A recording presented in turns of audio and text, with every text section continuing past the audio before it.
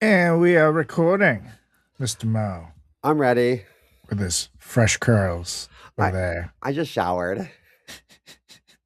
You look like This if Harry Potter grew up and was going to an 80s gay bar. yeah.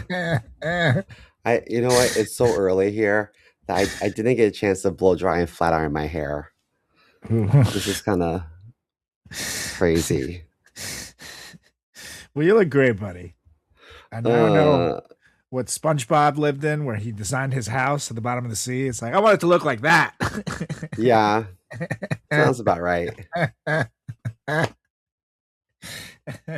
you remind me to eat your fruit. Pineapple is very healthy. And the ladies love you after, too, if you know what I mean. The ladies? I don't know what That's you right. mean. That's right. Well, there is a old myth, which may or may not be true. I don't know. I've never tried it, but I have had ladies say that it's pretty accurate. If Oh you yeah, eat pineapple, how many ladies have told you, "Oh my God, Carlos, your jizz is so delicious that I would like to smear that on toast well, not and that bathe in far. it It's just said it tastes slightly and put it better. in my coffee." That's all I said. It says slightly better. I was like, oh, okay. That's some pineapple. Good to know. So Ugh. it's No, I hashtag understand science. that. I was joking and saying I didn't understand what you meant when you talked about that's what the ladies say because I'm gay. Oh, I but think it went you've over your been, head. yeah, that did.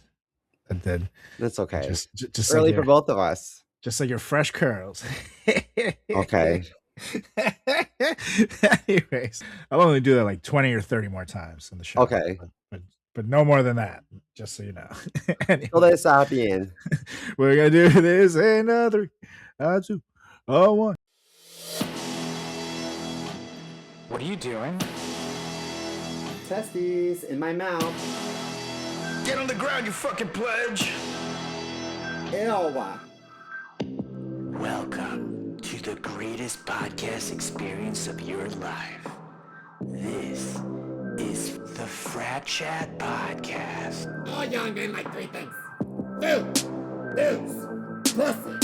Featuring Carlos Garcia and Chris Moore. Yeah, what's up, everybody? Welcome back to another edition of the greatest podcast in the history of podcasts in time. It's the FratChat podcast. I'm Carlos Garcia with CMO Moore. How's it going, Mr. Mo? I'm good. I'm just tired. Yeah, man. I just want a nap. You're bi-coastal this week Yeah, in San Francisco, correct? correct. You know what I was thinking? Remember when we were younger and our moms would be like, Carlitos, like nap time. And you're like, no nap. Like, I Like, no, hated. it's snack time.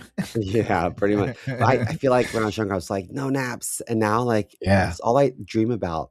It's just like I a love a cat good nap. nap. And I used to I'm in the same boat. They're in kindergarten and shit too. Like they would give us nap time and it was always after playtime. And I fucking hated it because and playtime was after lunchtime. You know what I mean? So you're Mhm. all fucking sugared out and shit and running around. All of a sudden someone's like, all right, you gotta take a nap. I'm like, you don't want to fucking take a nap. But nowadays, like, whoo, my biggest ritual is before stand-up shows, I take a pre-show nap for like at least 40 minutes. I don't always sleep the whole time, but I'll at least get like a 25-minute cat nap out of it. But yeah, I always try to fit in at least an hour before a show where I just lay there, fucking zen out, and get all my stress out, and then wake up and do it. Pick it up where I left it off. But naps are very underrated.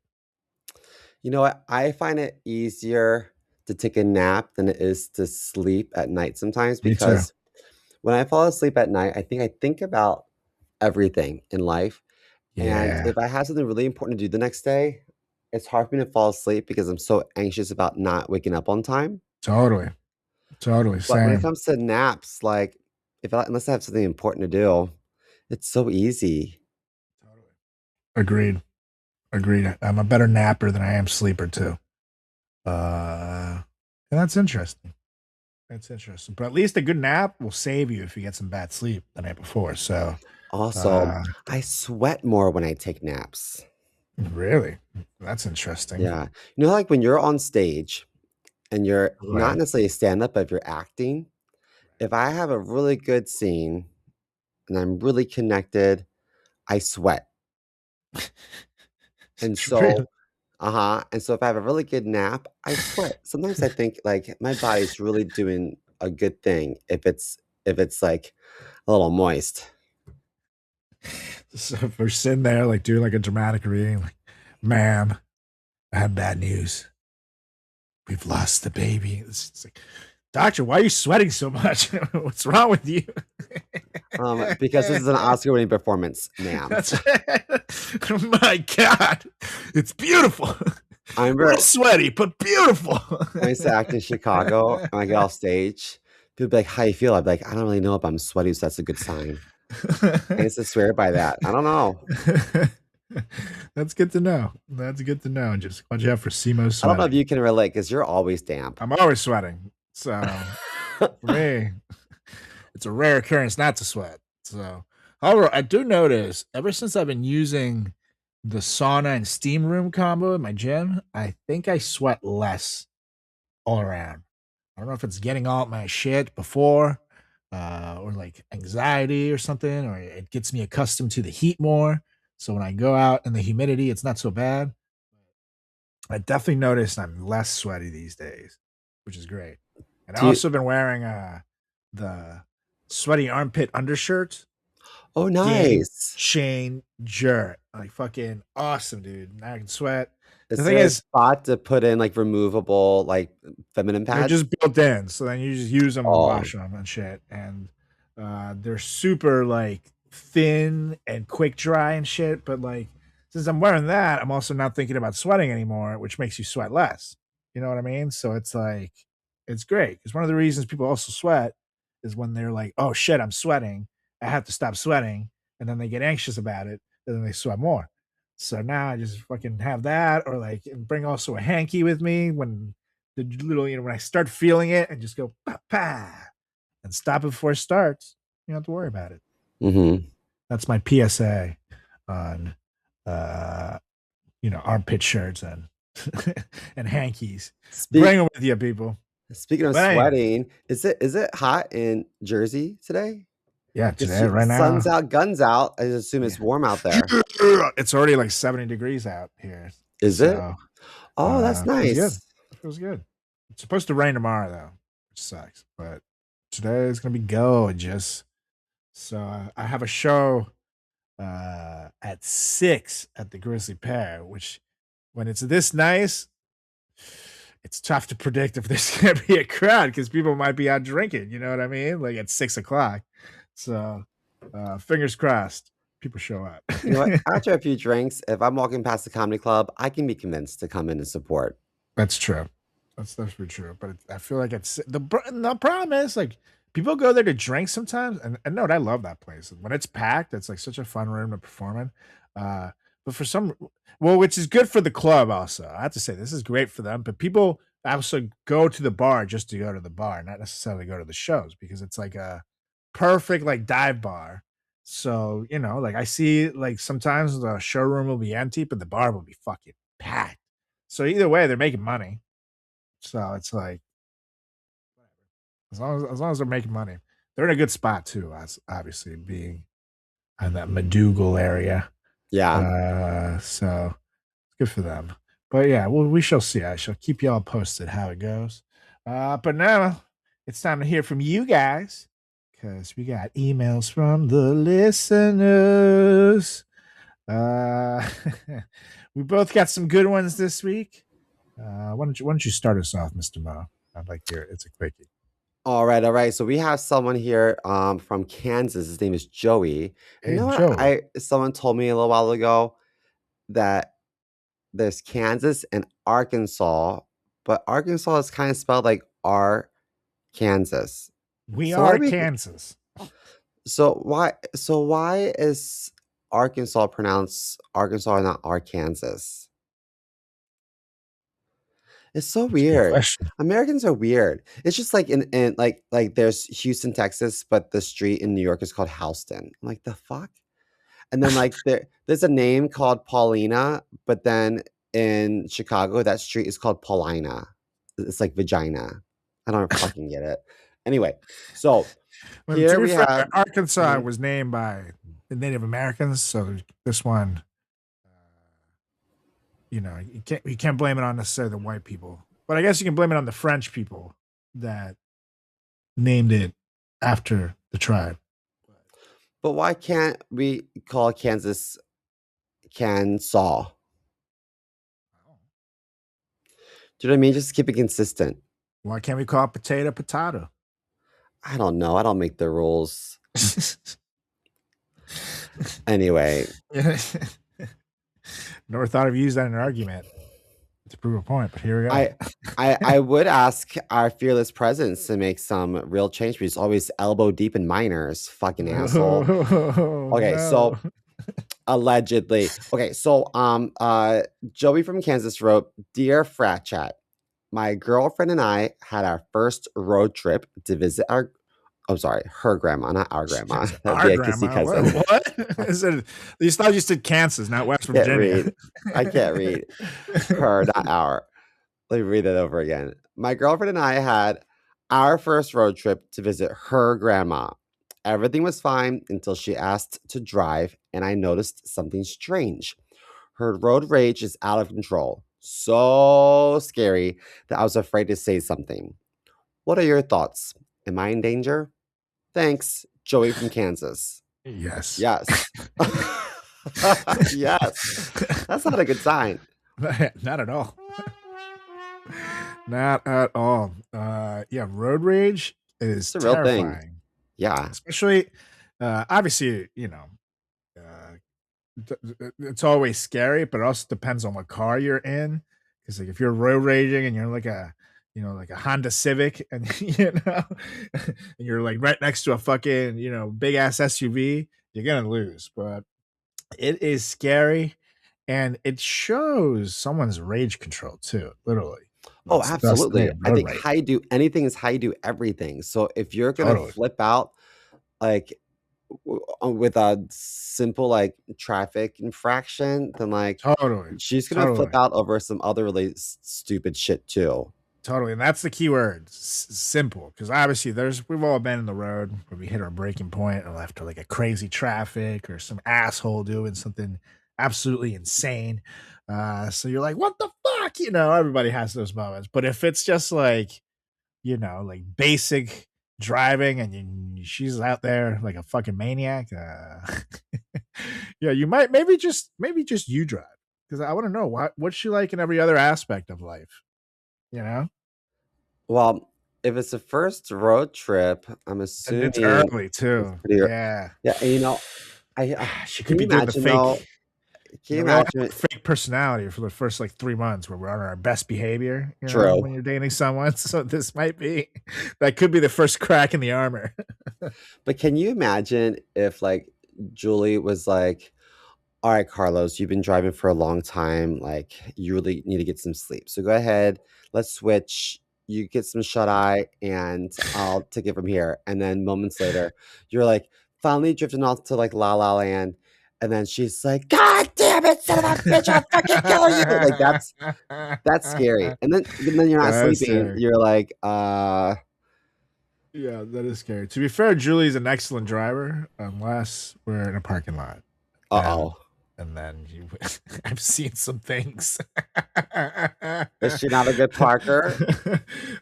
Or is she like wait for like the best spot and you're like, just park anywhere? She'll just park and like she just has trouble parking or getting out of like the spots that are like next to walls and shit. So she hit one at our boxing class, and then like she had never hit anything before, so she started crying. But I'm in the car with her, and there's people in this garage, so it looks like I'm either like beating her or like domestic violencing her, and I'm like, no, you cannot be like doing this shit, right? Because she's like really crying. So then it doesn't help, but I'm like, fuck, get out of the car. I'll drive. That's But funny. I was able to park the car for her, but now it has a little dinger in it. But you And guys then drive to the boxing? It's not walking distance? at the time when we started class, we used to drive because it was winter and it was cold as Okay. shit. Now we walk because it's basically like a 12, almost like a mile. So it's fine if it's like fine, but if it's like 10 degrees out, it would be awful I was gonna sometimes. say, driving down the street for a fitness class is kinda like the guys at my gym who take the elevator. And I'm Oh like, my "You're god, at the gym. Why are yes. you in the elevator?" It's like, dude, those elevators are really for old people or handicapped people. Like, And they everybody don't knows come this. to the gym. Yeah, that's true. And I've even seen, it you some. know what? My gym has some old guys, I man, have a who couple like go old in guys, there and they but really they take the inspire me. stairs. Yeah, mine's one story though. It does have a second floor, but there's nothing to do on the second floor to like work out. It's just like offices. But yeah, my gym has some old dudes that are fucking jacked. I'm like, good for you, guy. Like that gives me hope. I'm not just gonna be some fucking potato when I'm old, Mhm. because that is like my biggest fear, especially now approaching 40. I see 40 coming and I'm like, woo. I feel like I still look kind of similar as I did in my 20s, at least. I feel like our generation's Oh, aging do you better. think that? That's sweet. Just kidding. Yeah, you can play 29 to 53. uh, but no, man, it definitely scares me. I don't want to be I don't want to be like old and weak. Ugh. Ugh.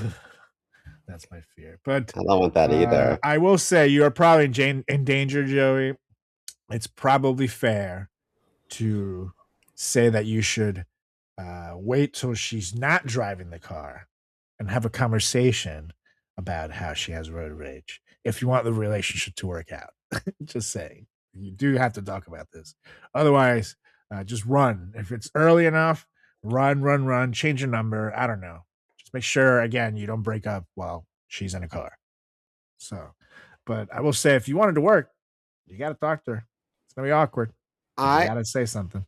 I think 2 things. 1, you could have a conversation with her if you used her grandma as a human shield. Or you can just move because I don't envision this breakup going well. Yeah, make sure you're What not in any diners where there might be like, silverware near her or anywhere Yeah. like that. You got to pick like a nice public spot, like a park, where there's not a lot of things you can use to murder someone at a park. Didn't we have someone write into us and say that his girlfriend, like, threatened him with a cheese grater? Yeah, She's like, "I'm gonna grate you," and he was like, "What?" yeah. Man, we need a support group for our listeners. Joey, I'm gonna light a candle for you, buddy. Me too, man. Good luck. Anyhow, what's yours? Now we're going over to Aaron from NYC. Oh, we're just a stone's throw Girl away. Aaron or guy Aaron? Is it ERIN or is it This is double AARON? Aaron, like Aaron Carter, Okay, who rest in peace. true He's dead, right? story. Apparently his ghost visited what's her face? Hillary Duff, Oh, really? according to her. She went to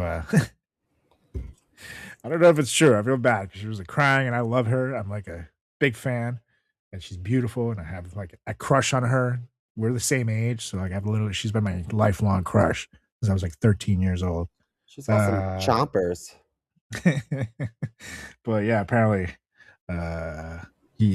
she went to like a what do they call a psychic and she told him there was someone there that wanted to say hi and it was his spirit.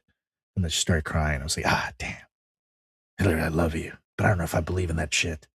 But anyways, Aaron from New York City goes, hey, FratChat boys, I need help, like spiritual guidance level help. So I went on a first date with this girl that I've been talking to for a few weeks. We did the whole thing. Nice dinner, cup of drinks. Vibes were good. I like how people say vibes now. But anyway, we're laughing, flirting, light arm touches. I'm thinking I might actually be him. Oh man, is this kid fucking like 23? Date's going so well.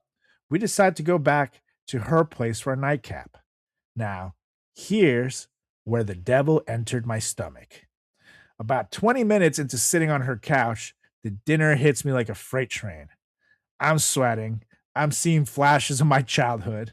I calmly say, "Hey, I'm just going to use the bathroom real quick." Boys, I did unspeakable things to that toilet.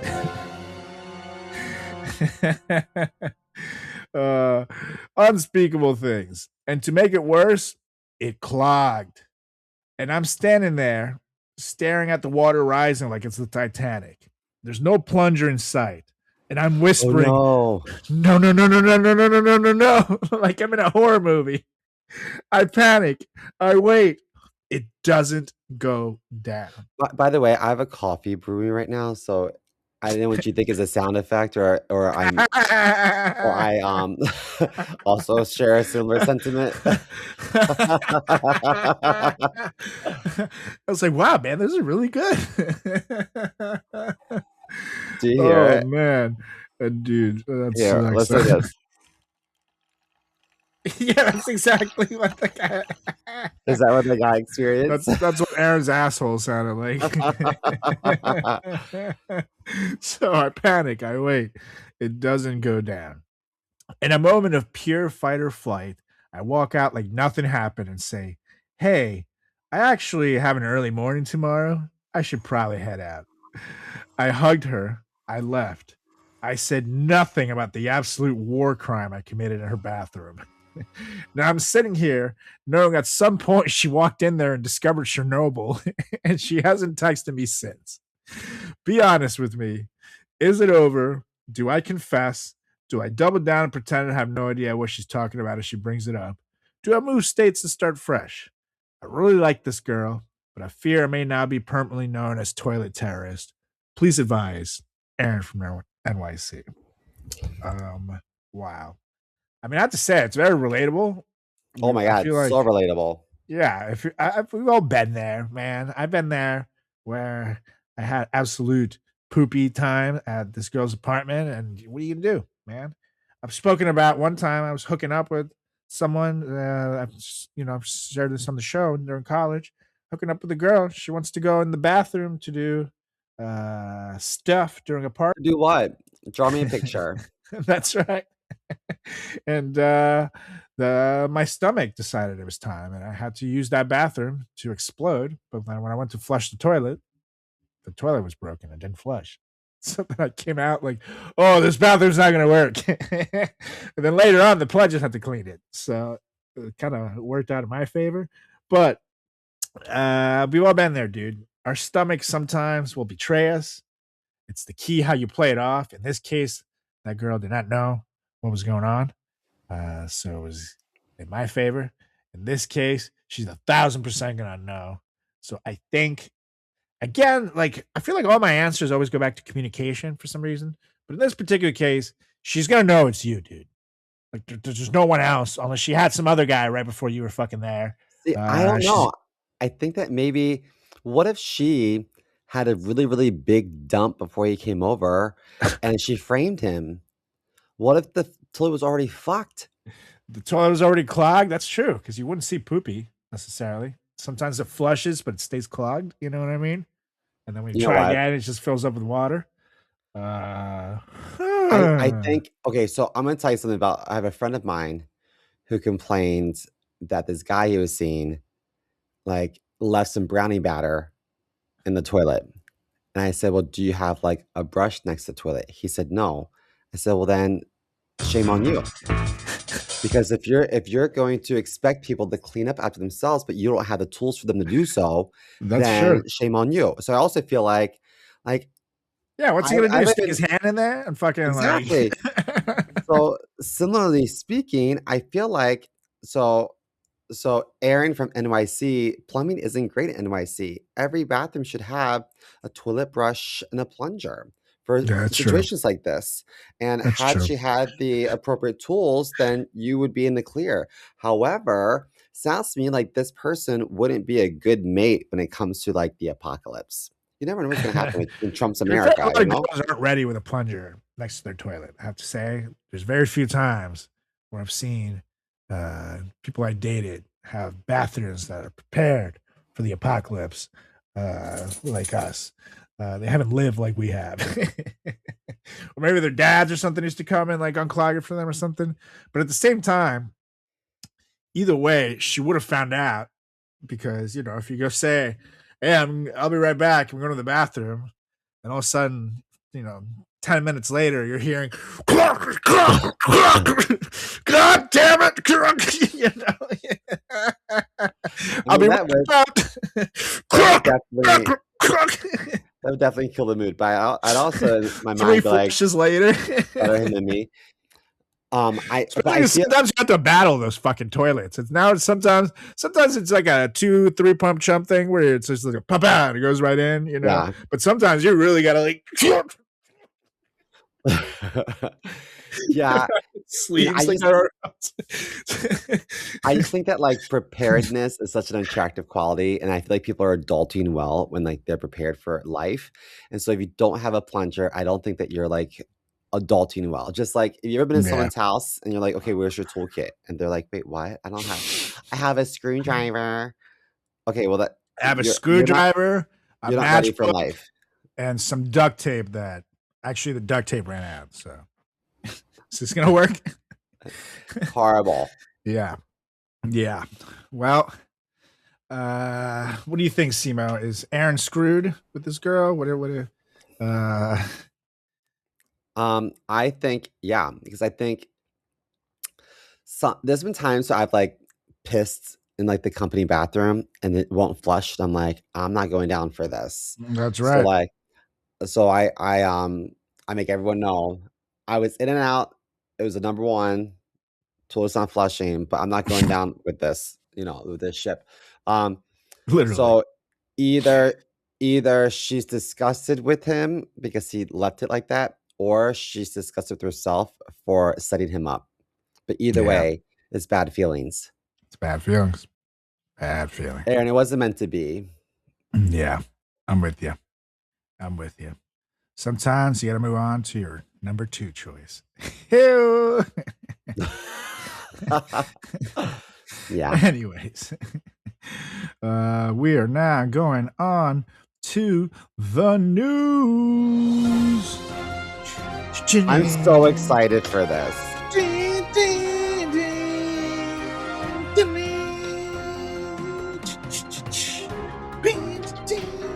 Oh shit! Can't drop my glasses. Got him. There we go. You're ready. I was a little scared. Dropped the glasses right before the, but like a professional, I got there. Nice recover. Yes, I am also very excited. Tens across the board. Because, ladies and gentlemen, boys and girls, frat chatters of all ages, recently fired Secretary of Homeland Security Kristi Noem, bye bitch, is asking for privacy and respect after explosive reports about her husband's alleged online activity sent the internet into DEFCON 1 meme mode. Cue the loudest collective laugh of 2026. According to reporting, buyer Noem allegedly paid around $25 an hour to participate in fetish-themed webcam chats and is said to have spent roughly $5,000 over the past 2 years on those sessions. The adult model connected to the story didn't exactly stay quiet either, publicly stating, "There's no way in hell that she did not know." And that quote alone turned an awkward headline into a 5-alarm culture war blaze. Now, for those of you who haven't seen it, he was getting online and he's into like the kink shaming and performing and stuff. He would like perform actually on these chats for this lady while paying her to do so, while wearing these massive plastic titties on his chest. Yeah. Get on your knees with them double D's, Byron. So now again, the adult model is saying usually she does not share clients' information, but since this is so public already, that's what she's commenting on it. And again, she says there's no way in hell that she did not know, which really did create a 5-alarm culture war. But let's be crystal clear here. We here at the Frat Chat podcast are not here to kink shame consenting adults. No, grown people can spend their money however they want. We're whatever you're into. We don't give a fuck. What someone does in private or costume or giant titties, role play, whatever, that's their fucking business. We don't care. The reason the story detonated isn't the massive titties, it's the optics. Because this is the same Christy Nome who built a national brand on culture war toughness, opposing LGBTQ plus protections, railing against gender ideology, and during her DHS tenure, proudly pushing out dramatic immigration enforcement footage, including images and video of detainees in their fucking underwear, right? As part of like hardline messaging strategy.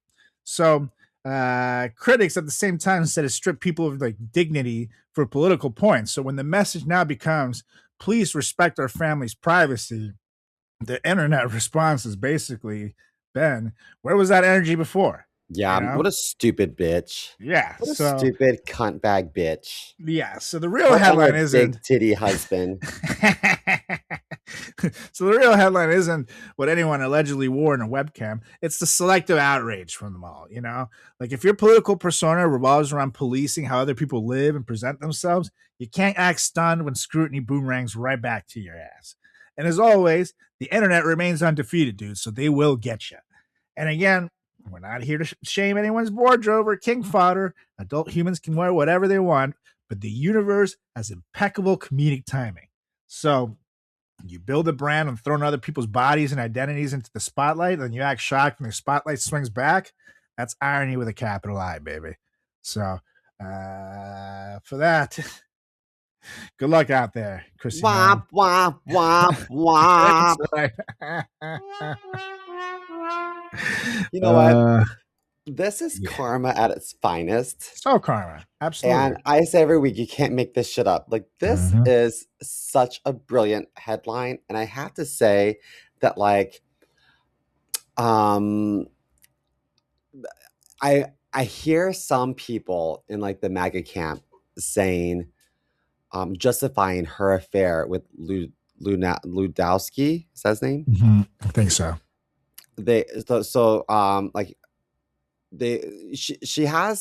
She had used a lot of her DHS money to provide a plane with like a king size bed in it so she can like fuck on the clock. Do you know what I'm talking about? Corey Lewandowski. Do you know what I'm talking about with the plane when she had this, Yeah. It's all pimped out so she can be a and big even whore. her husband admitted to it, to online models of the internet. So yeah. So I think that like there's been people saying, oh well, I understand why she's cheating on her husband because her husband's gay.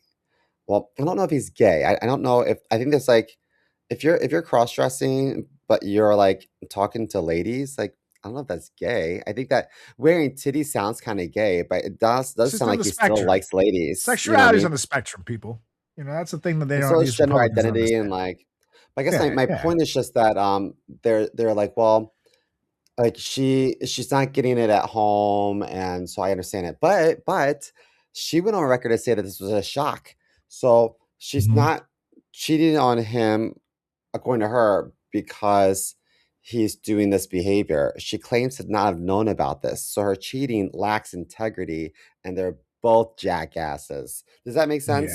Yeah. And spending our fucking taxpayer money too to travel around and fucking a plane when we can't afford healthcare. But you can't afford Christy Nome fucking making a $220 million fucking ad of her riding a goddamn horse, you know? Let me ask you a question. What's bigger, his tits or her silicone lips? Oh my God. If you put them together, there's no way they could stand up. Know what I mean? But talk about those lips on the tits together, it should fall forward. But yeah, talk about a flotation device. Those are some big old titties. Some tig old bitties, as we used to say back in the day. Yeah. Tatters. Some fat tatters. Yeah. So wow. Yeah. I mean, with that story going on, we're gonna skip not the drag queens this week because this kind of covered both segments. Oh wait, can I ask you a quick question though? Go on. Could this also be part of not the drag queens if by chance some of the people he was talking to were minors? Was he Ooh, was he yeah. talking to people who were underage or no? No, not, I haven't seen anything of the sort yet. So Oh, now that I thought if it this would be a comes 2 for out, 1 special. yeah, right. But it just goes to show, like all the shit that these people king shame, which is part of the lesson, and now the drag queens, they're fucking also doing themselves. Like, what do you again? Why did Grander crash during the RNC? Like these, why did the gay hotel, the Streamline Hotel, exist in Daytona, Florida, for gay congressmen, Republican congressmen, to go fuck their side piece dudes down there? It just. So what Yeah. these guys kink shame, they're fucking doing. So it's like, come on, just stop being hypocrites about it. Stop being hypocrites, you mofos. Call is coming from inside the house. So not the drag queens. We'll be back next week. And also because it's time to get to it, and we Oh, have one a quick thing though. wild episode. Go on. ChatGPT said that some outlets reported he paid roughly $25,000. Wow. Um, Jeez. which is a That's lot crazy. more than what our source reported, but other sources are saying it's a lot more. Yeah, I saw $5,000, but it was $25 an hour. So it just depends how accurate the reporting of how much time he used it. But this was $5,000 over 2 years. So maybe it was 25 overall, which would be a fuck ton of money. All the sources are saying of age, so Weird.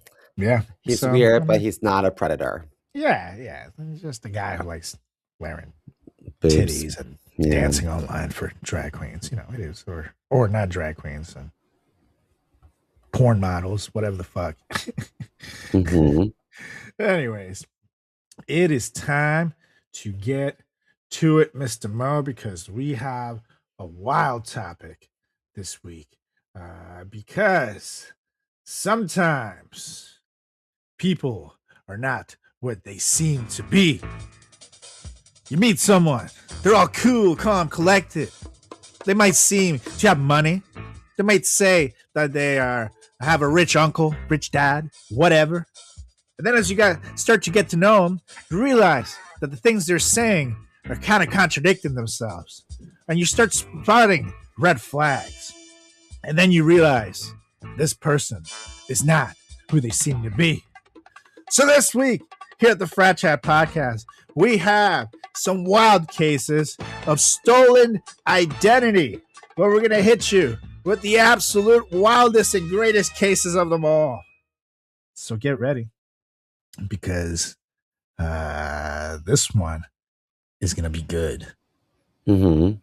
This is crazy shit. I had heard of some of these cases, and some of them there's even like movies and documentaries of. So make sure you keep an eye on this list. Write the names down if you're interested in the cases, and check them out after, because there's plenty more info where that came from. But we will try to give you as many details as we can on the wildest stolen identity cases.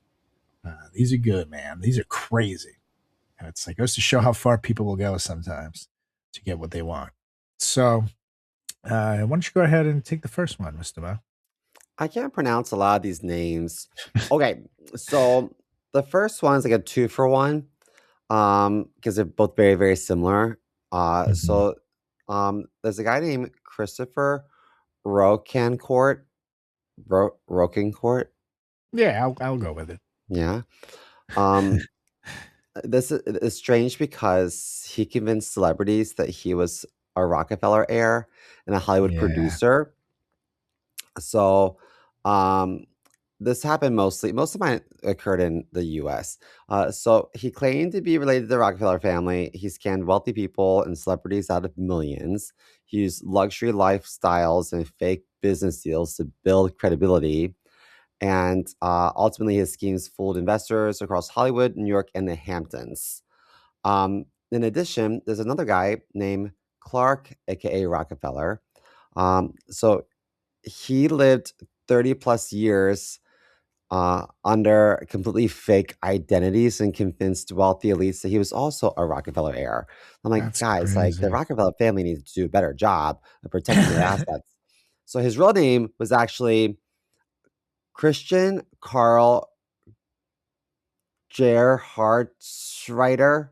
Gerhard Gerhard Gerhardschreider, a German immigrant. So over a decade, he impersonated a Hollywood producer as well, a Yale graduate, and again, a Rockefeller family member. So he Wow. successfully married into Boston high society and lived among the wealthy. So this deception unraveled after I think he had like a custody issue and kidnapped his daughter in 2008, triggered an investigation that exposed his fake identities. So there's two people that were like, you know what? This is really wealthy family, and I'm just going to be part of it. Yeah, What in the world?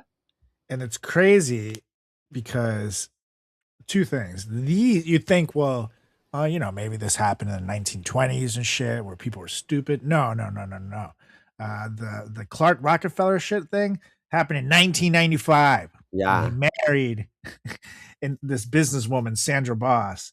And the crazy thing is that he was living the life because she was loaded, like Simo said, and he was living off her income. And he could have, if he was a good husband, she could have been happy, but apparently she became dissatisfied because he was like controlling and shit. And she's the one that started looking for a divorce. So she hired like a PI, and then it was revealed that he had made up his name because the PI was looking into like his income, his assets and shit. So she divorces him and she knows what she's working with, and that's Mhm. how it was discovered. So it was wild. I mean, this is crazy, crazy shit. Well, I just want everyone to know on record that starting today, I'm an Obama. That's right. You I'm can't part see of that him family, in the and pictures because they cropped him out, but he was there. yeah, yep. It's Sasha, Malia, Simo. Mhm. Everybody knows. I just got all the recessive genes. Yes, that's right. That's right. Man, yeah, these guys are wild. Oh, and that Clark Rockefeller guy, or Gerhard Schreiser. Yeah, like his other aliases were Christopher Kenneth Gerhard, Christopher Chichester, Christopher Crow, Christopher Mountbatten, and Charles Chip Smith, which seems very different than the Yikes. Christophers for some reason. At that point, I don't know. Maybe he decided to switch it up. People are like, you keep going by Christopher. How about Chip? So That's I don't funny. know. Yeah, that's wild. That is wild. Anyways, Anyhow, for my foist one, I'm going to take you guys to the early 1900s because identity theft was thriving even before the internet. which is wild Uh, to me. yeah, and I mean the thing is, like, it makes more sense to have identity theft back then because you didn't have to verify shit. Like it was way harder to verify shit. I mean, like there wasn't fingerprinting and there wasn't the internet. Like you could just kind of like trust very basic things. Like even pictures were like not many people had pictures just sitting around. So, anyways, meet Cassie Chadwick, a woman who pulled off one of the most outrageous financial cons in American history by claiming that she was the secret daughter of steel tycoon Andrew Carnegie, who's also one of like the business forefathers of this country. Cassie Chadwick, born Elizabeth Bigley, had been running scams her entire life. Fake checks, fake fortunes, fake everything. But her masterpiece came when she Did decided she have fake tits like Byron? that's No. right. Like that's where he got them from. Those are historical titties. They're gonna be Shit, in the did she have museum someday. Elizabeth Bigley's known for having her bigly titties. That's right. Is the nickname.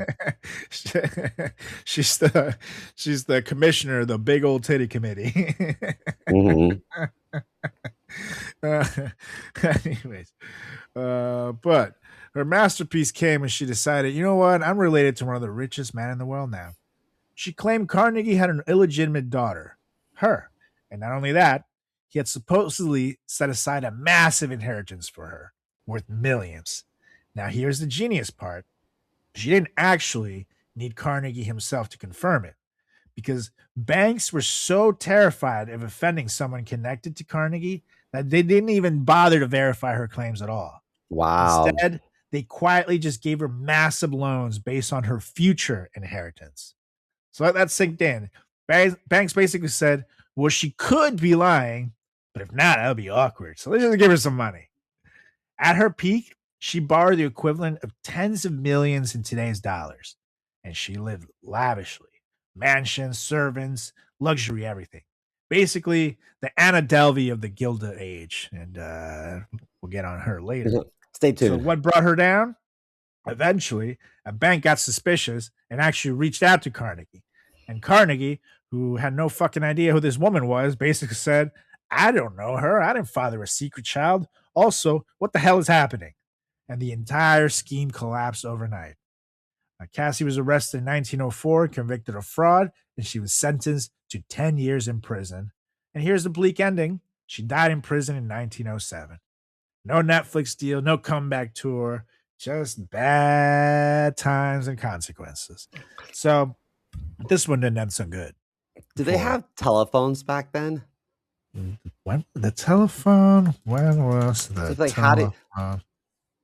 Like It was in the 1800s, I think. The first one in 1876 was when it was invented. So, did people have telephones available in 1904? Well, I'm sure like banks and shit they did.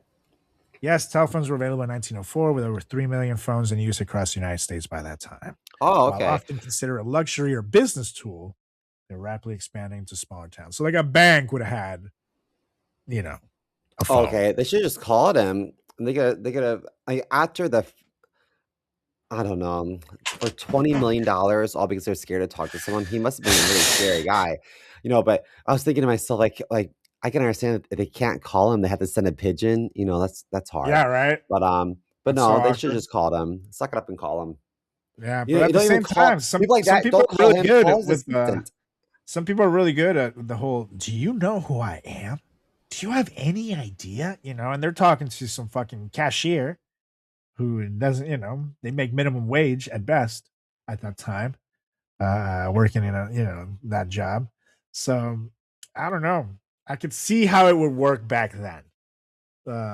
It makes it more shocking that people got away with it, like the last guys that you just brought up, that they were doing that in like the fucking 90s and 80s and shit, where it is more easy, way easy to verify that this shit is crazy. But, good on her. Just because in this particular case, she scammed banks in some ways, I'm like, not really mad at her. Like, welcome. How many people did banks scammed over their time? You know what I mean?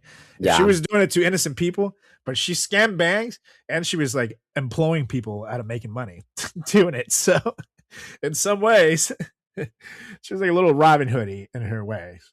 So again, it's not to say that what she did was right or good, but I'm not necessarily mad at her scheming out these stupid banks who were, especially at that time, were doing. I mean, they still are, but at the time they were doing even shadier shit in the country's history. So that's just me. I feel like if I was live back then and she was like, "Do you know who my father is?" I'd be like, "Does your father know who his daughter is?" I don't think so. Yeah. I worked at this really high-end optical place a while back, and this woman came in with like her entourage and her fur coat. She just dropped off in like some black car, and she was like, "I'm on the list." I was like, "The list?" She's like, "Yes, the list." And I was like, "Well, what's your name?" She's like, "If you have to ask." She's like, "I can't believe you just asked who I am." She's like, "So maybe you should go ask someone that works here." She's like, "Are you new?" And I was like, "I didn't know we had a list." She's like, "Oh, well, there's most certainly a list." And so I go in the back, and the guy was like, "Her?" He's like, "There's no list." I was like, "What?" It's like, "There's no list." I don't know what she's talking about. So I came out. I was like, "Sorry, you're not on the list." "What? You're not on the list?" "I'm not on the list. You're not on the list." She's like, "Well, this is." She's like, "I'm gonna be calling the owner." Okay. So she left like in a tizzy. I was like, wow, like people live like this? That's so crazy. I would never Yeah, act that way. I could have $1 billion if I won the lottery. I still would never treat people like that. Like, do you know who I am? Energy is like the worst energy. that is wild. Yeah, that's true. And I hate those people. Do you know who I am? Energy really is. Uh, it's the second worst energy to. Do you know who my father Yeah, is? yeah, true. Do you know who my dad is? My father, and it's always those people. It's like my father is like the so and so, like the Trump kids. Like my father, and it's like, oh God, Yeah, just stop but talking. give it time because we'll find out that your father wears fake tits with one nipple going north and one nipple going south. That's very true. That is very true. All right, well, Anyways, next up, we've got someone named Josh Darwin, and this is my only one that's not a US case. John It's Darwin. discussed. I'm sorry? John Darwin. Oh, John Darwin. John Darwin. Sorry, guys. Dyslexia. Okay, so this is one that's actually not from the US. This is a British guy. But it's discussed a lot in the US because of the extreme identity fraud scheme. This is one for the book. So basically, this guy, John, aka Josh, if you Yeah, ask not me. Josh. AKA not Josh. John, don't call me Josh Darwin. So John Darwin, he faked his own death and then later returned claiming amnesia. So basically, this guy staged a canoe accident in 2002, and he did so that his wife could collect the insurance payouts. And then he secretly lived under another identity for years. And then ultimately, this case collapsed when a photo surfaced of the couple together in Panama. So, in other words, he faked Jesus. his death, his wife cashed in, and then they like had a little rendezvous, like reconnected with the insurance money in a different country to live large. So Wow. they did a big like insurance scam, which I think to Yeah, myself if it's that easy, like that's a problem, you know? totally. And the crazy thing too with this one, like obviously the picture comes out, which is so moronic, and then immediately the wife fucking broke down. And so while he faked his death, she confessed to knowing that he was alive and revealed that he had been secretly living in their house and the house next door to them, which allowed him to receive the insurance money for his own use. So that means that he was like sitting there, like hiding in their home, and like neighbors somehow didn't notice this, people around didn't notice this, like this is, and they had the house next door too. So were they renting this house? Was it abandoned? Like what the fuck? But they each got more than 6 years in prison for their troubles, which I don't know, for the amount of time, because they were able to do this for a couple of years. It's kind of an eye for an eye punishment, I guess, because they were doing their scams for like 6, 7 years, and they got 6, 7 years in jail. But it's like they make out still better off because they got to like vacation in Panama and shit. You know, Panama's sweet to vacation, and the dollar goes a long way over there. You know I've what I been there. think though? I think that um it just takes a lot of effort to intentionally live like Anne Frank. You know, Yeah, so much effort. Like, is it worth it? Like, wouldn't you have that's better true. quality of life if you just like left your house sometimes and like Yeah, worked a decent job? Like you that's get a very sense true. of accomplishment. You know, I just feel like whenever I have like a vacation, let's say a staycation, let's say that like I had to use up my PTO so I don't go anywhere, and I'm bored typically. Like after a few days, I'm Mhm. like, I gotta get back to work. I I need to hear you. do something, you know? I hear you. What I I- I always like to John, say, Josh, whoever the fuck you are, you're a loser. yeah, John, Josh, John slash Josh. JJ. I always say the same thing. Like, man, I want a vacation so bad, but after a couple of days away, once you recharge the old batteries, it's nice to get back to it. So, I feel you. Anyways, up next we have one that's very famous and even ended up Yeah. getting its own show, which we'll get into later. But we're going to talk about Anna Sorokin. aka Anna Delvey. Mm-hmm. So let's start in New York City here, where money talks, but confidence apparently screams louder. As I mentioned, do you know who I am? So meet Anna Sorokin, better known as Anna Delvey, a woman who convinced Manhattan's elite that she was a German heiress, or heiress. I always fuck Heiress. that way. Heiress. No, German not heiress. you don't pronounce the H. It's just heiress. If you're an Heiress. heir, like Paris Hilton's An an heiress Aries. to the Aries. Hilton heiress. That's right. A German heiress. That's my English lesson for the day. So she convinced Manhattan's elite that she was a German heiress worth 60 million in a trust fund, despite the minor detail that she absolutely was not. So she arrived in New York in 2013 and immediately began curating a life that looked like wealth. She had designer clothes, five-star hotels, private jets. She didn't just say she was rich, she lived like it. And that's her key to her scam. She understood that rich people don't ask questions if you already look expensive. So she bounced between luxury hotels like the Soho Grand Hotel, racking up massive unpaid bills. And when staff asked for payment, she'd stall, claiming wire transfers were coming from overseas. The classic move, oh no, my millions are just delayed. But she wasn't just scamming hotels. She also targeted banks. And Anna attempted to secure a $22 million loan to fund an exclusive members only arts club called the Anna Delvey Foundation. And somehow, banks took her seriously. She forged documents, created fake financial statements, and leaned hard into the illusion. Her friends weren't safe either. For example, let's zoom into one of Anna Delvey's most infamous cons, her trip to Morocco. By this point, she had already built a reputation in New York as a wealthy, well-connected heiress, sorry, that goddamn H. Heiress. That's heiress. With supposedly massive funds tied up overseas. She leaned heavily on that image when dealing with friends and acquaintances. So when she planned a luxury trip to Morocco, she invited her friend, Rachel Deloach Williams, a Vanity Fair photo editor, to join her, and one who later on, if you watch the show, she Anna makes fun of her a lot, and it's like hilarious because she has like the actress that plays her does this hilarious accent. Like, what's wrong, Rachel? Are you like par or something? Why are you dressed like that? You look so fat. Are you pregnant or something? Why are you dressed like that, Rachel? And I have been quoting that ever since I watched that shit. And Julie's like best friend is named Rachel. So I'm like, hi, Rachel.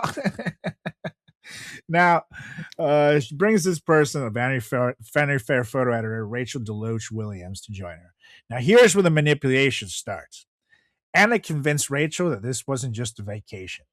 It was a high-end, once-in-a-lifetime experience involving luxury villas, exclusive access, and a completely elite lifestyle.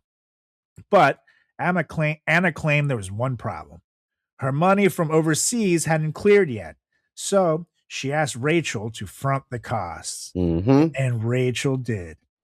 Over the course of the trip, she ended up spending roughly $62,000 for flights, hotels, and expenses, under the belief that she would be reimbursed by Anna. They stayed at the luxury resort La Mamounia, one of the most expensive hotels in the world. And that's where things went sideways. The hotel realized that the bill was not being paid, and Anna's promised wire transfers were never arriving, so they confronted them. Security and hotel management essentially told Anna, you cannot leave until the bill is settled. And the tone wasn't polite anymore. It became very tense, like you'll end up in a dumpster behind the hotel type of tense. Anna responded the way she always did. She acted calm, dismissive, and trying to buy time. I insisted the payment was coming, but the hotel wasn't buying it. And here's the moment that plays out like a thriller. Anna convinces Rachel that they need to leave and that Rachel should cover the bill again to get them out. Rachel, already thousands of dollars deep, is now in a situation where, responsible for the payment, she's stuck in a foreign country and she's dealing with a luxury hotel that is not letting them go. Eventually, Rachel was forced to pay a portion of the bill to get out of the situation and leave the hotel. After their return, the realization hit hard. Rachel had personally fronted tens of thousands of dollars, and was now trying to recover the money, and started to see just how far Anna had pushed things. Like, this wasn't just a misunderstanding, this was calculated, escalating a pattern of deception. Eventually, Rachel went public with her experience and later wrote about it, becoming one of the key witnesses in Anna's case. So, how did it all fall apart for Anna?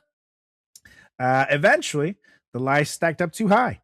Hotels got tired of waiting, banks started verifying documents, and Anna, who relied heavily on delayed payments, simply ran out of time. She was arrested in 2017 during a sting operation in Los Angeles, where prosecutors then charged her with multiple counts of grand larceny and theft services. In 2019, she was convicted and sentenced to 4 to 12 years in prison, which is fucking wild because it's not that much. And after prison, she didn't just disappear. She rebranded again. She sold her life story to Netflix, leading to the show Inventing Anna, which, fun fact, I was unknowingly an extra in at the time. Really? That they filmed. Yeah, I filmed for the show. I was trying to make a little side money there. At the time, it was unnamed. They didn't even have a title for it. So I was, I did some scene, and then I remember watching the show with Julie like 2-3 years later, and then I'm sitting there and it's like, wait a minute, I recognize this. And then I was like, oh shit, I was in this. And I told Julie, this is what they're about to do. And then they did it. It was fucking wild. But yeah, I was an extra on that show. And she reportedly earned money from the rights to her own scam story. So the moral of the story, she faked being rich, got caught, went to prison, and is now profiting off the content. Because that's not a scam, people. That's a career pivot. And you know what? Kudos to her. She almost was like the Cassie Chadwick, but then she had to go and scam her friends. And that's where, like, she goes higher on the list and she loses me because now you're hurting the people that actually go on a limb for you. And so that's kind of an asshole-ish thing to do. But the scamming the bank shit again, if they bought that shit, they're fucking morons. Because I've heard, that check is in the mail. It's coming. I've heard that shit before. Come on, buddy. You guys should have known better. So that's just me. Correct. Anyways, what you got next? That is a good Netflix show, Yeah, though. it's really good. Worth a watch. That actress is so talented. She's also in Weapons. Yeah, she's really good in Weapons. So good. And she was in that show with Ozark. Ozark, yep. She's really good in that too. But Weapons is a really good movie. I just showed Julie that and she fucking like almost shit herself. It's scary. The best supporting actress Oscar is so well deserved. Oh yeah. Although I think the actress is a little kooky. Like I don't know if I would feel comfortable like hanging out with her. Okay. Yeah, she plays kooky well for a reason. Yeah. So this next one I have, actually it's the most disturbing one on my list. Her name is Carrie Castile. She pretended to be a medical student and a doctor, and like got away with it for a while. So Castile stole identities to enroll in medical training programs, and she basically wore hospital scrubs, attended medical classes, and treated patients. And she fooled hospitals and colleagues for months. So I think that's what's really scary is just basically that she was performing real medical duties without qualifications, like procedures. Like I can't imagine the medical malpractice suits that these hospitals faced when this was uncovered. Can you imagine going to the emergency room with something serious? Or let's say, remember when your appendix burst? Can you imagine going to the doctor and the person seeing you was just like playing because they didn't really know what they were doing, but they were just faking their identity? It's like, oh shit, you weren't the doc? What? Yeah, no, especially with that. There's a very, actually, even though appendix surgeries are very commonplace nowadays, there's actually a very small margin of error with them because your appendix is connected to your intestines. So if they snip a little too far, they nick your intestine and your fucking life is over as you know it. So yeah, I would fucking shit myself. Yeah. Fuck that. Fuck that.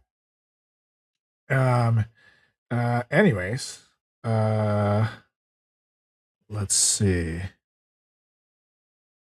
I mean, this is like the kind of shit where it's just like, again, like she just showed up and started wearing scrubs, you know, and no one like, hey, can I see some, like they wear badges or something. Like you don't recognize a new person in the hospital, like a new doctor. No one. But let's say you're at Bellevue, like they probably have a staff of like a few hundred, maybe 1,000 employees. So like Ugh. HR is probably multiple HR associates. So that, like you probably have like a group of people that deal with recruitment and a group of people that deal with people management, group of people that deal with payroll, group of people that deal with like HR generalists, like benefit stuff, a group of people that deal with like who knows. But I guess what I'm saying is that they one HR associate might be responsible for like hundreds of people in some capacity. And Right. so it becomes almost impossible to like associate a name with a face. Like you're That's just true. a number to them, you know? That's very true. That is very, very true. That's So crazy I'll be though. doing my first surgery tomorrow. I'm really excited about it. I got some cute scrubs. That's right. As long as you got the scrubs, no one will question you. That's the lesson. Is bring your own scrubs. BYOS. Hmm. And now, actually, that's a great transition to my next guy, whose name was Ferdinand Waldo Demara, who was known as the Great Imposter, which is a pretty fucking awesome nickname. And no Melania Trump, he didn't give it to himself. You see how this works? He got a great nickname given to him because he was such a good imposter. So write that down. But if you think the previous lady was bold, let me introduce you to the final boss of impersonation, Ferdinand Waldo Demara. This man didn't just pretend to be someone else. He collected identities like fucking Pokemon cards. Born in 1921, Demara spent his life jumping between roles. He pretended to be a monk, a prison warden, a teacher, a lawyer, and most famously, a Navy surgeon. Another one? Oh my And that's God. right. A Navy surgeon. Now, here's the thing during the Korean War, Yikes. he literally impersonated a doctor aboard a Canadian Navy ship. And here's the insane part he actually also performed surgeries with no medical training whatsoever. The key procedures he performed included emergency abdominal surgeries. He operated on wounded. I'm sorry. He operated on wounded soldiers with internal injuries, procedures that would normally require a surgeon. He also did appendectomies, one of the more routine but still serious surgeries he carried out. He also did things for chest related procedures, including treating gunshot wounds and trauma related and sustaining combat. Also, he had treatments of infections and wounds like battlefield injuries, stitching, cleaning, and stabilizing patients. But the most well known story involved a soldier with severe chest and abdominal wounds. Demara apparently would consult medical textbooks, studied surgical procedures quickly, and then would perform the operation himself. And according to accounts, the patient survived, and this added to his growing reputation as a skilled doctor aboard the ship, which is fucking wild. This man was out there working surgery like it was a group project he didn't even prepare for, and it worked. So, how did he get caught? A newspaper story ran about his heroics, and it reached the real doctor whose identity he had stolen. And that guy saw the article and was like, I don't remember doing any of this shit. I gotta quit drinking. And then Demara was exposed. But get this, he was never prosecuted for his crimes for the medical impersonation. And why? Because the Navy didn't want the embarrassment. So Of course. instead, he was quietly dismissed. And later in life, he continued impersonating various professionals, though on a smaller scale. Eventually, he settled down as a hospital chaplain, which is honestly like the safest job for someone with that resume. He ended up dying in 1982 from heart failure at the age of 60, uh, of old age, essentially. So, yeah, yeah, this Can you guy can became you a fucking imagine war having hero. like just like a very simple, not necessarily a gunshot wound, but just like metal shrapnel or whatever, it's embedded somewhere like in like a meaty part of your body, and he comes in and he's like, okay, you have about a 6% survival rate. I'm like, what do you mean? He's like, all right, guys, like anesthesia, scalpel, let's go to Let's town. go. Is this it? Is this it? I read about this in chapter 2 of Operating He for comes in Dummies. reading the book. So weird. Do you know what you're doing? I skimmed a couple pages. I didn't get to the end, but we'll figure it out once we're in there. I think I can eye this out. We're just gonna eyeball this. Yeah, no, fuck that, dude. Fuck that. People be crazy. I bet you probably messed up terms. Remember in that movie, Girl Interrupted, Angelina Jolie's like, I'm gonna stab myself right in the aorta, and they're like, that's not where your aorta is. Like, no, I can imagine him being like, in the abdominal, be like, okay, we have an exposed cranium, and everyone being like, I don't think that's where your cranium is, but sir, that's your butt. sir, that's your anus hole. That's your booty hole. Okay, so I have 2 left. Right. This one, it occurred like kind of fairly recently. So, basically 20 years ago, which is, I feel like when things, I feel like it's scary because in this day and age, we should have checks and balances in place, but Mhm. crooks get like more and more clever. Like I feel like all Yeah. of my like passwords and like apps and things every week they're like, your password's compromised. I'm like, again, I just changed it. Do you ever feel like that? Yeah. All the Like time. everyone has like a dual, like a 2-step um like identification process of some sort. I'm like, oh Christ. Okay. So this guy's name is Albert Gonzalez. And he's famous for the largest credit card identity theft ring in United States history.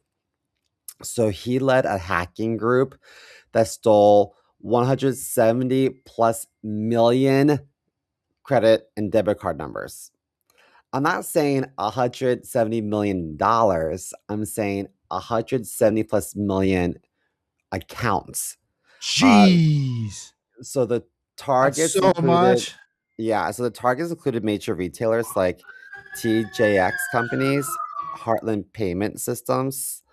The group hacked Wi-Fi networks and payment databases to capture card data, which is so Wow. scary. It's that easy, you know? Yeah. So he was only sentenced 20 years in federal prison. That's So crazy. this case ultimately pushed retailers to adopt stronger payment encryption and PCI compliance rules. I think that it's nice that some good came of this, but how do you get away with this for so long? 170 plus million like accounts? That's crazy to me. That's so crazy. Yeah, that's insane. And there's some fire trucks driving by. So if you hear that, Oh, not the fun. police. Oh, speaking of which, the smoke alarm went off in my hotel 2 nights ago, late at night. I, it's like spring break right now, and so there's like a bunch of like teenagers on like I guess some sort of school trip here in San Francisco, and they have some chaperones. I think some of them got caught smoking something in their hotel room, and they set off the Idiots. alarms. Stupid. You got to go in the But can you bathroom and turn on the shower. totally? Idiots. But can you imagine being so stoned at a young age and an alarm going off and being like, that's gonna be the worst paranoid high ever, you Oh, know? yeah. I would be freaking out as an adult. Just go outside and smoke. Yeah. Idiots. But yeah, this guy, Albert Gonzalez, he actually already got out. He got Yeah. out on September 19th, 2023.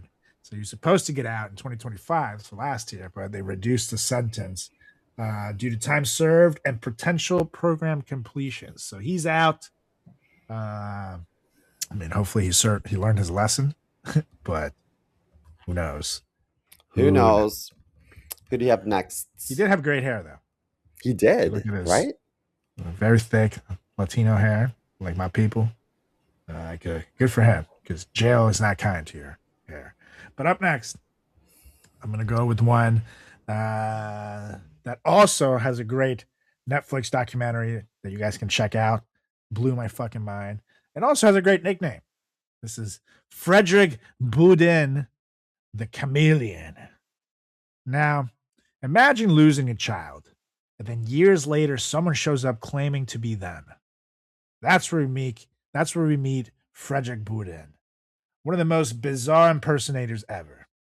He was a French serial imposter who specialized in pretending to be missing children, not once, not twice, but dozens of times. And his most infamous case happened in 1997, where he claimed to be Nicholas Barclay, a 13-year-old boy from Texas who had been missing for 3 years. So he would have been 16 at the time that he appeared. So there was just a few problems. Bourdin was 23 years old. He had a French accent, and his eye color didn't even match. But somehow he convinced authorities. He told a story about being kidnapped and abused and sent, to Europe for child trafficking and shit. And he said that the kidnappers had changed his appearance to avoid being recognized. And then the years of trauma led to the change in his voice. So he said that they changed his eye color and stuff with chemicals. And incredibly, the family accepted this. They did that even though they were suspected that they had something to do with the disappearance of their son originally. But they did that in part because they wanted it to be true. And because Bourdin doubled down on the story with confidence and emotional manipulation, which seems to be a key characteristic that brings everything together here. The confidence that these people had definitely helped in them committing these crimes. Despite the obvious differences, though, the Barclay family took him in. And then Bourdin lived with them, posing as their long-lost son for months. He enrolled in school and really seemed to lean into his role as a kidnap survivor. So how did he get caught? Eventually, a private investigator and an FBI agent began noticing inconsistencies. Eventually, a DNA test confirmed what everyone probably should have figured out way sooner than that. This was not the missing child. He was then arrested and deported back to France, where he served a short prison sentence. But here's a twist. He didn't stop. He continued impersonating people across Europe, earning the nickname the Chameleon. And today, he's done interviews, documentaries, and even telling his side of the story. So he kind of went the Anna Delvey route before Anna Delvey did. Are any of these documentaries notable? Yes. There's a really good one on Netflix. Oh, really? It. Let me see what it was called. Netflix documentary. It's called The Imposter. Came out 2012. And obviously, we already shared the story, so you'll find out the spoilers. But when I was watching that in real time, I was like, holy shit. It's really good. And it'll help you understand, why the family accepted him, maybe. And you'll see the things about them also being suspects in his disappearance. And this adding fuel to the fire. It's a whole other story that would involve a whole other day for us. So we couldn't get into it here. But definitely check it out. Again, it's called The Imposter, and it's on Netflix. So it should still be there. We got one left, Mr. Mo. What you got? Well, this one I think is one of the most notorious because it's also a big movie. So this guy's name was Leo. Frank Abagnale Jr. Yeah, buddy. So this is from the 1960s. This guy impersonated multiple professions using stolen identities. He ran one of the most famous identity fraud sprees in U.S. history. So between the ages of 16 to 21, he impersonated a pilot, a doctor, a lawyer, a college professor. He forged checks and used fake identities across 26 plus countries, stealing about 2.5 million. And he actually inspired the film Catch Me If You Can, starring Leonardo DiCaprio. And Tom Hanks. Great flick if you haven't seen it. Really holds up. Yeah, so good. Really good. And then, ironically, after prison, he became an FBI consultant on fraud prevention. So they're like, dude, you're really good at this. Like, can you give us some tips on how we can bust people that are kind of like you? So real recognizes real, dude. Yeah. So I mean, I guess there's a good end to it, but I would be mortified to know that the pilot of the flight I'm on is just faking it. And Like, I not can't even think of just anything faking it. scarier. He was like a 15-year-old kid Mm-hmm. when he was faking it. Like you Mhm. see, and also if you're watching a movie, I'll go through the whole detail. But like the way he would forge checks too. He was really good at forging checks. So that's actually how the FBI starts bringing him in. He can notice a forged check a mile away because he becomes literally an expert on forging checks, and that's how he funds his travel. And plus, he would go into the banks dressed as a pilot, which at the time when he was committing him was, and still are pilots are very respected. But he would walk into a bank in his super clean and crisp pilot uniform, looking all good and dapper, bring in this check with the Pan Am symbol on them, which would look like a payroll check. So no one would ask any questions, and he would just talk his way right out of everything. So he was so freaking good. Again, watch the movie. Both Leo and Tom Hanks do great jobs. But also, you got a great starring role by the one and only Christopher Walken, who Mm-hmm. plays Leonardo's father. Hey, I am your dad, Christopher Walken. I love you, son. I love Christopher Walken. He's the man. So, Dad, definitely check out Agreed. Catch Me If You Can. It'll go way, way deeper than this. You'll see how he got caught and all that good stuff. It's great, great stuff. Anyways, on to the final one. This one's insane. I don't know if there's any movies about him. I did hear a Spotify documentary or Spotify podcast on him once, but there should be movies on this guy because this shit is crazy. It's one of the most disturbing cases on the list because this isn't just fraud. This is long-term psychological control. So meet Robert Hendy Freegard. And Freegard didn't pretend to be rich. He didn't pretend to be a doctor. He pretended to be something far more powerful. A British intelligence agent working for MI5. So the spy. And that lie gave him access to people's fear, trust, and obedience. In the early 1990s, Freegard began targeting people, often students or young professionals in the UK, through social settings and small interactions. He would slowly build trust, then introduce a terrifying narrative that one, the victim was being targeted by the IRA, their life was in danger, and they were part of a secret investigation. And the only person that could protect them was him. And he positioned himself as both the protector and the only source of truth. And once that belief took hold, the control escalated because he could control their mind. Freegard's manipulation followed a pattern that's chilling in how methodical it was. He would lead with isolating victims from their family.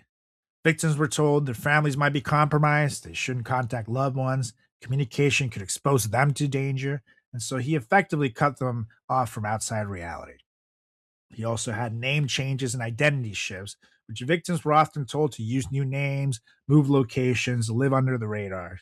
So they weren't just leaving their lives, they were rebuilding identities under his instruction. He also led with financial control, convincing victims to hand over money, pay security or operational costs, and drain their savings for the mission. One victim, Sophie Tyler, was manipulated into giving him thousands of pounds and believing she was supporting a covert operation. Another victim, a different Sophie Cook, was so thoroughly controlled that she gave up her job, severed ties with her family, and lived entirely under his direction for years. Some victims even stayed with Freegard for extended periods, including Lisa Smith and John Atkinson, who lived under assumed identities. Sophie Cook, again, believed she was a part of an intelligence operation, stayed with him for years, and others who moved with him, isolated, independent, often living in rented properties with no clear sense of the real situation anymore. Now, here's the thing. Freegard didn't use physical violence to control most victims. Instead, he used fear of a hidden enemy, authority, and a complete social isolation. This is important because he essentially created a closed system where he was the only voice, the only truth, and the only authority. And that's what makes this case so unsettling. So the scheme began to collapse thanks to one persistent victim's family. One woman, Lisa Smith, eventually questioned what was happening and began reconnecting with the outside world. Her family didn't accept Freegard's story. They pushed, they investigated, and they refused to disappear. Eventually, authorities got involved and Freegard was finally exposed and arrested in 2003. He was charged and convicted of 2 counts of kidnapping, 10 counts of theft, and 8 counts of deception, and was sentenced to life in prison. Wow. Yeah, well, but here's where things get complicated, because in 2007, the kidnapping convictions were overturned on appeal. However, other convictions related to deception and theft remain, but with the conviction on kidnapping being the most serious being overturned, he was eventually released from prison. So he's out now. He's free. Unlike many fraud cases, and this is why he's my number one, his crimes were not just financial. They involved long-term psychological manipulation, identity control, forced isolation, and emotional dependency. Victims didn't just lose money, they lost years of their lives, autonomy and relationships in some cases, and overall their sense of reality. So this guy didn't just scam people out of money, he convinced them to give up their entire lives. And the worst part, he didn't even need a weapon, he just needed them to believe him. So that's why this guy's my number one. There's a movie about this. Ooh. Oh yeah? Yeah, I think it's called Rogue Agent or something like that. Really? It's pretty good. Yeah, Rogue Agent. Cool. Yeah, we'll definitely watch that. And there's apparently The Puppet Master Hunting the Ultimate Conman, a 3-part Netflix miniseries documenting his crimes and the search for him. Cool. All right. And also The Spy Who Stole My Life, a Channel 5 documentary. I don't know what the fuck that is, so that's not gonna work. But yeah, so check out Rogue Agent, the movie, and the documentary is called The Puppet Master Hunting the Ultimate Con Man on Netflix. If you want more details on this guy, I'm definitely going to do so myself. But yeah, that is some crazy, crazy shit. But anywho, ladies and gentlemen, boys and girls, frat chatters of all ages, that has been our list here at the Frat Chat podcast of the wildest stolen identity cases. So let us know what you thought of the list. Let us know if there's any identity cases that we missed that we could do some other time. Shoot us an email, fratchatpodcast@gmail.com. The more notorious, the better, baby. Also, let us know of any other topics you want us to cover. Anything you want to talk about, emails from the listeners. Bring it on. fratchatpodcast@gmail.com. Also, make sure you give us a follow on all social channels at FratChat Podcast. That's on Instagram, on Threads, YouTube. You can also watch episodes, Facebook, Twitter/X. And you can also give me a follow. Check out my website, carlosgarciacomedy.com. You can also check me out on social media at Carlos Does the World. That's on Instagram. That's on Facebook, Threads, TikTok, YouTube, Carlos Does World, Twitter/X. You can also give my buddy CMO here a follow at chris.moore.comedy on Instagram and TikTok to see more comedy on Twitter/X. Oh yeah. So, Mr. Mo, it's time for us to roll. So, why don't you please get us out of here? I motion to adjourn this meeting. And I second. All right, you guys, we'll be back next week with another edition of the greatest podcast in the history of podcasting and time. It's the Frat Chat Podcast. I'll see ya. Ciao.